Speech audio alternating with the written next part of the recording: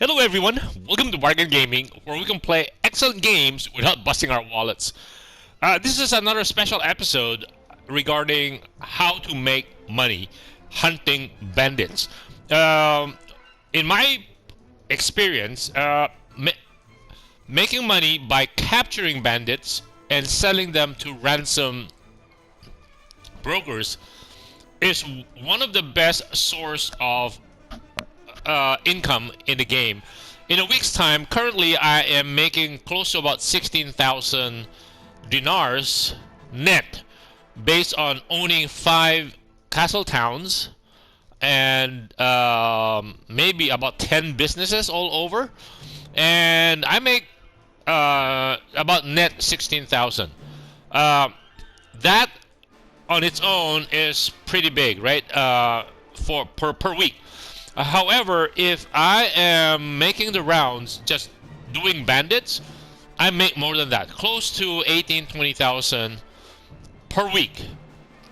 But again, we have to constantly move around, and the reason why is that the bandits will respawn over a few weeks, and there are many factors that influence this. One is time. Yeah, we give them enough time, and they will respond back to their levels. Let's say I can capture, like in this desert area, like in the Serenade area, I can capture close to 200 bandits. And then in the steppe area over here, I will capture about 150. And then this is the big area, the Kudan area, there where you have the tundra bandits. We can capture about 200 of them. There are a lot of them running around. And then the richest are the sea pirates or sea raiders all along the north shore. And then there are forest bandits in this area, about this area. And then there is another set of forest bandits in this general area. So Dirim, to the west of Dirim, there's a good chance of a lot of bandits here. And then in between, interspersed between, you will come across deserters. And deserters, the toughest deserters that I have bumped into are the Sweden horsemen, or yeah, the level before they become Sweden knights. The Sweden horsemen, they are one of the toughest ones, and also the Vagar horsemen, which is around here. So those deserters are kind of hard, and maybe the reason is because my bandit capturing team is comprised of myself and my companions, which is my party. So we are 30. So there are 10 of us in the party, and I employ 20 slaver chiefs. The slaver chiefs are the high end, the top end of the manhunter class. Manhunters cannot be recruited. Manhunters can only be rescued as from when they were prisoners of bandits. So the slaver chiefs are currently, we're paying them 27 dinars per week. So that is on the expensive side, but not really that much, because if we look at the budget report, and we look at our wages for Yal Hadin's party is 862. That's less than $1,000. And so if we are making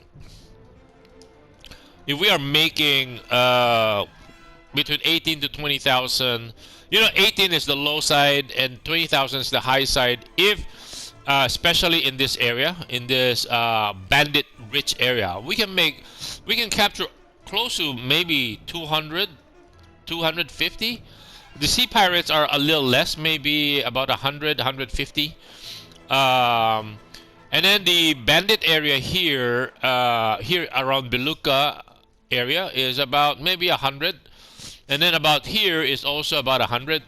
So also the steppe bandits and the desert bandits and the steppe bandits, they're about 70-80 bucks a person. The forest bandits are about the same, about 80 bucks. Then the tundra bandits are about 100, and then the sea raiders are about 112 or 110. So they are the richest price. So the best areas to hunt here. So one that I mentioned before, the number of bandits depends on time, one factor, and number two is if there is the presence of a bandit lair. So in the Sultanate area, we have a bandit lair that will be appearing like this. This is what it would look like close up, and it spawns very close to Amarad. That's why Amarad as a city is not a very good investment. As a castle town, is not very good investment if owning it, because the desert bandits will prey on all the caravans coming into Amarad, and therefore the traffic of caravans is lessened tremendously by the number of bandits running around.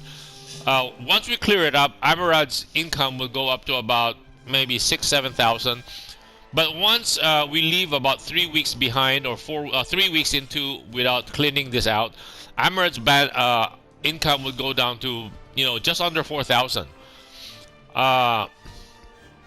So that is the second biggest item that that results in the number of bandits being present in the area.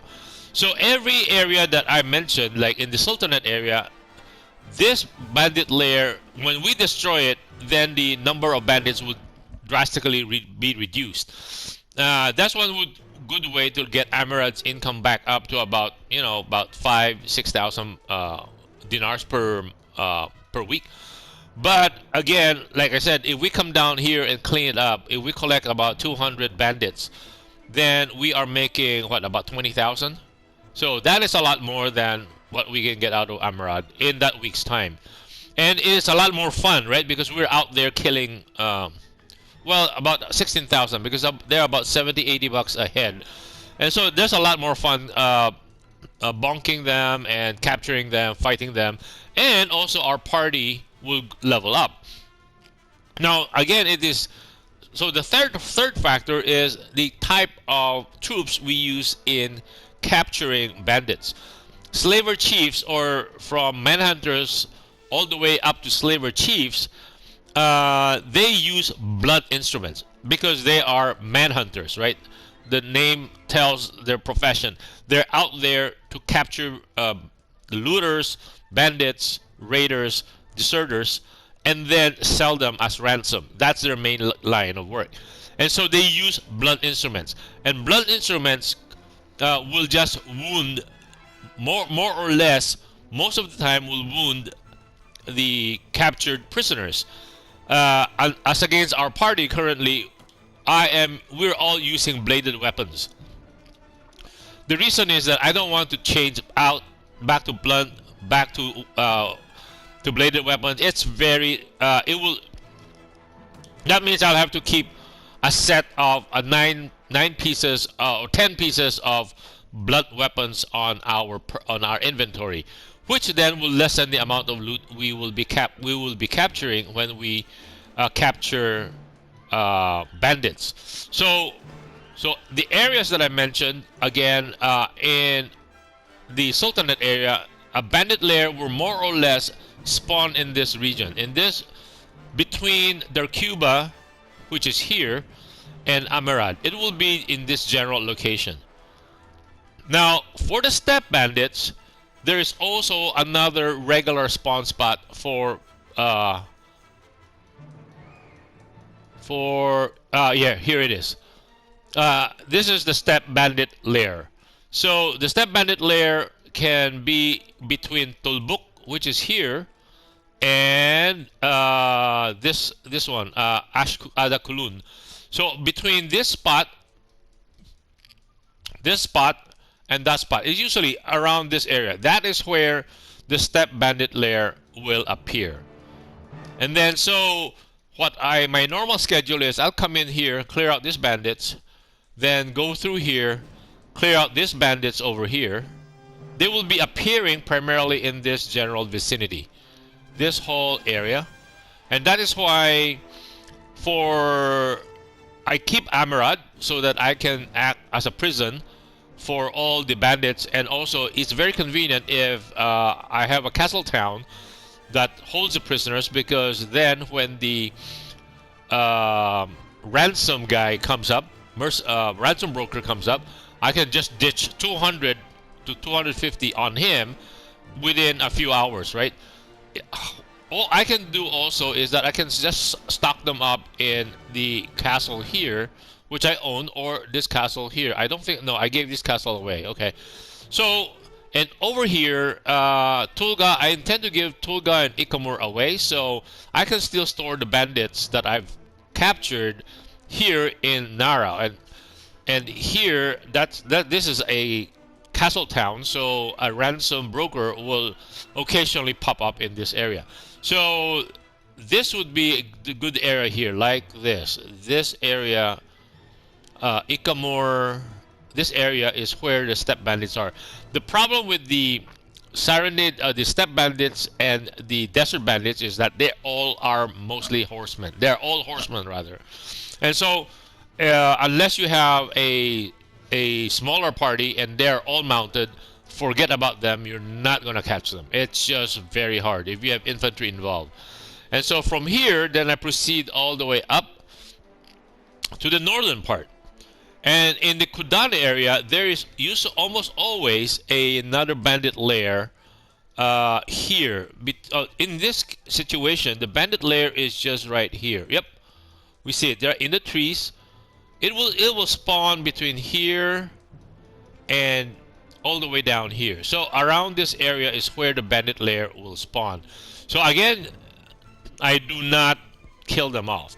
And the bandit roving this area is this huge, all the way to this part, from Mezan all the way to the east here, and all the way north where the shore, the snow line is, all the way down to this area. So that's why the tundra bandits are the most plentiful, and they are and they come in large parties, up to 45, up to 40, and then ultimately the richest hunting ground will be along here from this side west of Ruver, all the way to Vesid.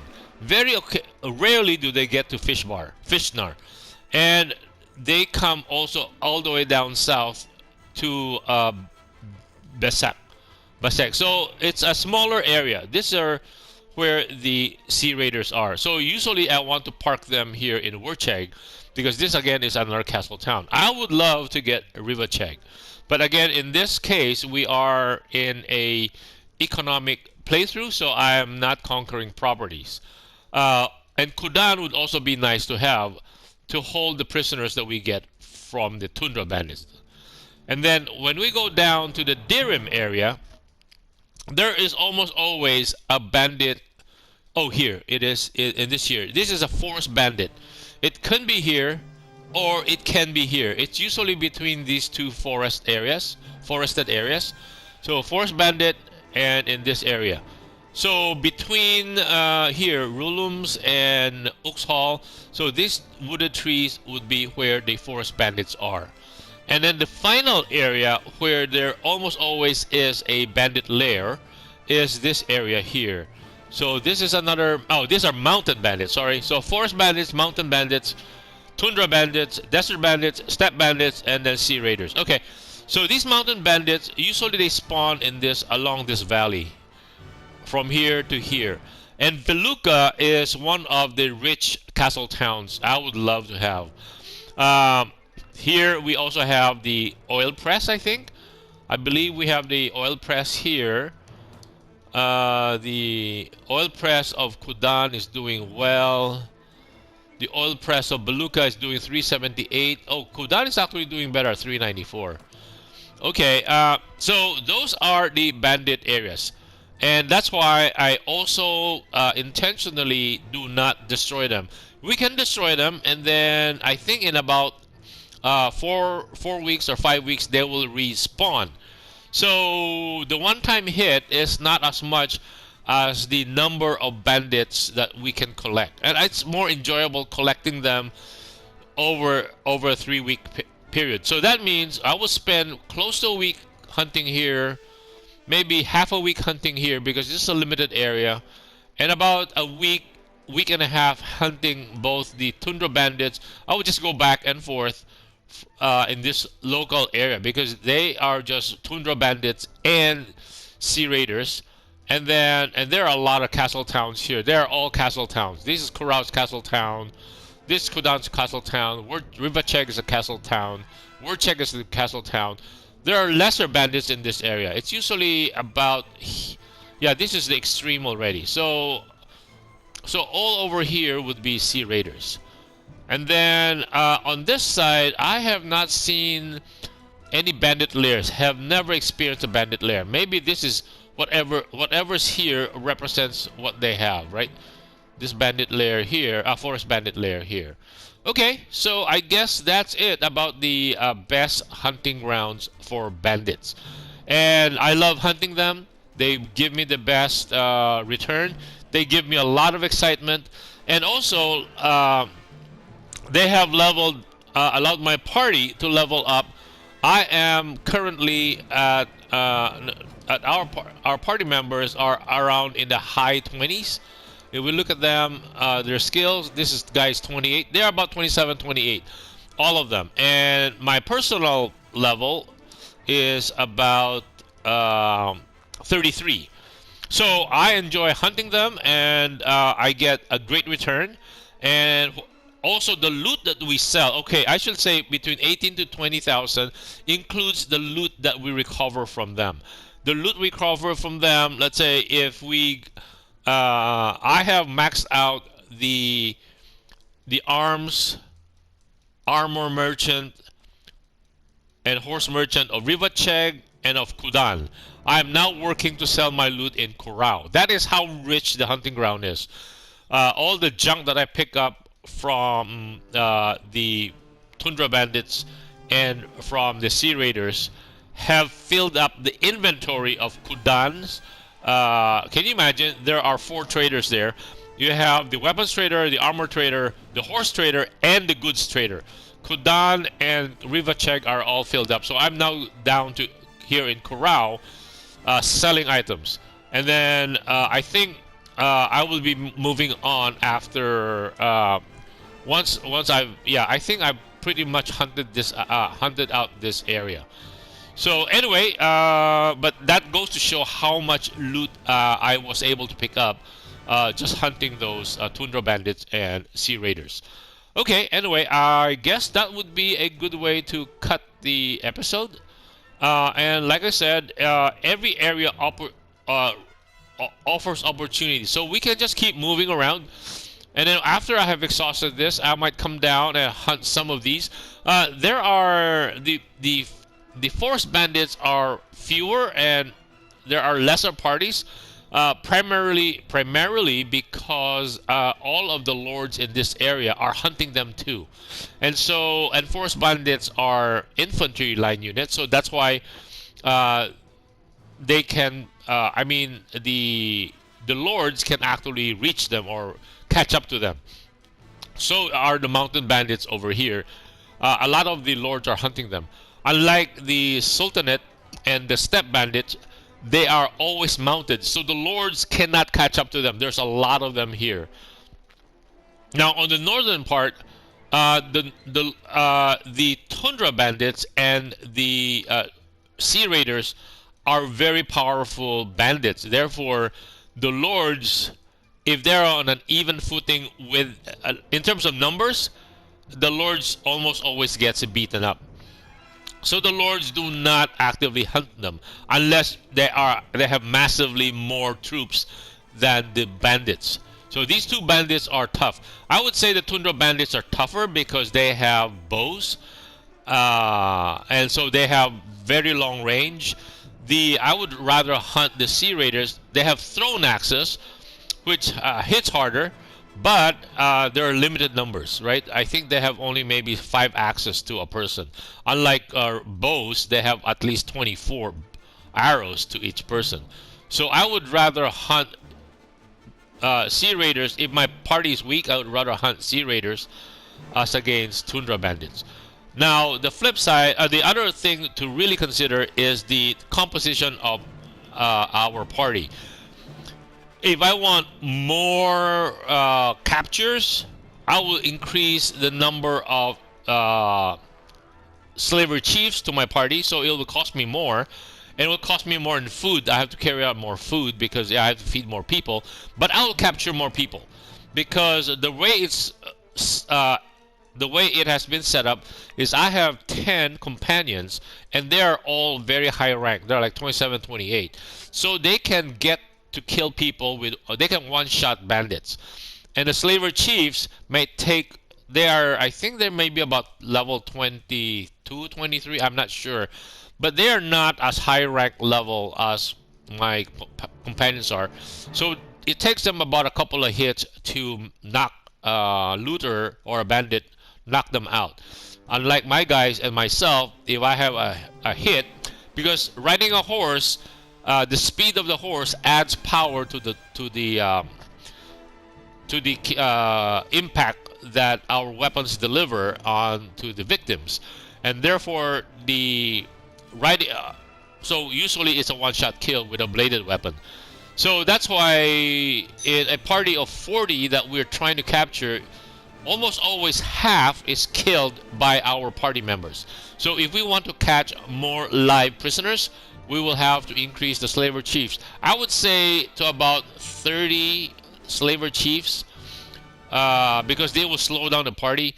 But since Tundra Bandits and the Sea Raiders are all infantry units, we can even go all the way up to 35. So the total party will be about 45, maybe even 50.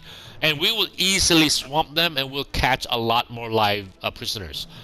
Because our party of 10 will now be a small number in contrast to the total party size. Okay, I guess that's it. And I think the last time I showed about the exploits on castle towns and businesses, we had, if we look down at our lower right hand corner, it shows that we at that time, right now we're showing 5,131,000.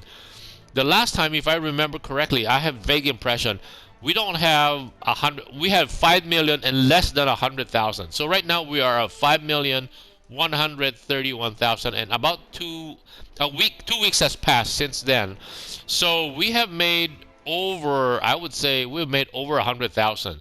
And if we were making like 16,000 per week on the businesses and investments, that means most of the income came from my capturing bandits and selling their loot.